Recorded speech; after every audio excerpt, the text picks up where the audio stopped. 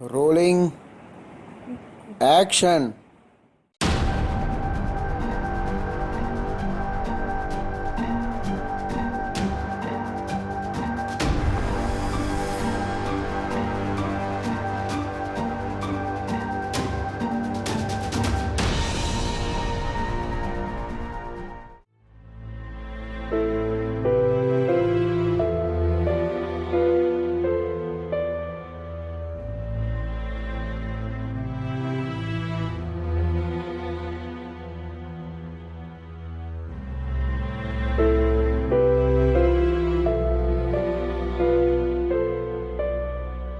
પેશીઓમાં તેનું અવશોષણ થતાં ઇથેનોલના 90% મંદ ગતિએ ઓક્સિડેશન થઈને એસિટાલ્ડિહાઇડ બને છે.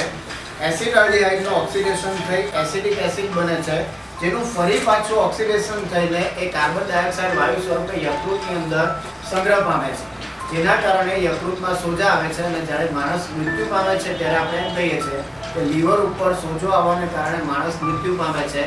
તો એ ઇથેનોલના કારણે સોજો નથી આવતો, પણ એ CO2 વાયુ જે અંતિમ નિપજ છે એના કારણે લીવર ઉપર સોજો આવેલો હોય છે. તો એની અંદરથી આપણને એટલું જાણવા મળે છે કે સૌથી પહેલા આપણા શરીરની અંદર દાખલ થયેલો હતો ઇથેનોલ. એ ઇથેનોલમાંથી ઓક્સિડેશન થઈને બનેલો છે એસિટાલ્ડિહાઇડ. એસિટાલ્ડિહાઇડનું ઓક્સિડેશન થઈને બનેલું છે એસિટિક એસિડ. અને અંતે એસિટિક એસિડનું ઓક્સિડેશન થઈને યકૃતમાં જે સંગ્રહ પામે છે એ છે CO2 H2O, એટલે કે કાર્બન ડાયોક્સાઇડ અને પાણી. પણ પાણી આપણને વધુ નુકસાનકારક નથી, પણ લીવરની અંદર જે સોજો આવે છે એનું મૂળભૂત કારણ છે કાર્બન ડાયોક્સાઇડ. એ કાર્બન ડાયોક્સાઇડને કારણે સોજો આવવાને લીધે માણસ મૃત્યુ પણ પામી શકે છે. એટલે આટલા એક અગત્યના પોઈન્ટ આપણને આ ટોપિક ઉપરથી જાણવા મળે છે. દારૂ પીનારાના યકૃતમાં ઝેરી અસર દૂર કરનાર એન્ઝાઇમ P450 નું પ્રમાણ ઘણું વધી જાય છે, અને તેથી દારૂ પીનારને વધુ દારૂ પીવાની ઈચ્છા થાય છે. હવે આવી ટેવ જ્યારે પડી હોય ત્યારે એ વ્યક્તિને જે દવા આપવામાં આવે છે એ દવાનું નામ છે ડાયસલ્ફ્યુરેન.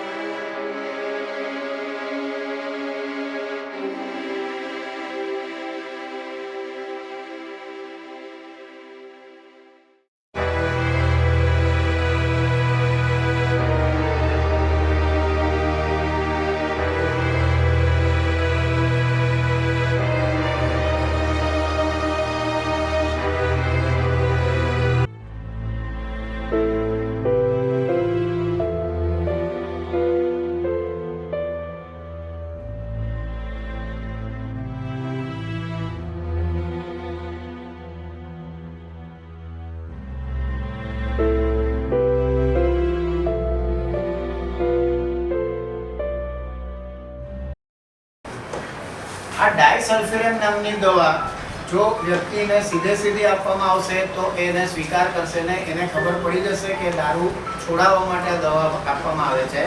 એટલે આ દવા આપવા માટે એ દારૂ પીનારને કોઈ શાક કે દાળ કે એવું કોઈ ખાદ્ય પદાર્થની અંદર ભેળવીને આપણે એને દવા આપવી જોઈએ, જેથી કરીને એના શરીરમાં એની અસર ઝડપથી થાય અને દારૂ પીનારને ઉબકા આવશે. દારૂ પીધા બાદ એને ઉબકા આવશે અને ઉબકા આવવાને કારણે એને દારૂ પીવાની ઈચ્છા મળી પરવારશે, અને આ રીતે એને દારૂ પીવાની ઈચ્છાથી મુક્તિ મળી જશે.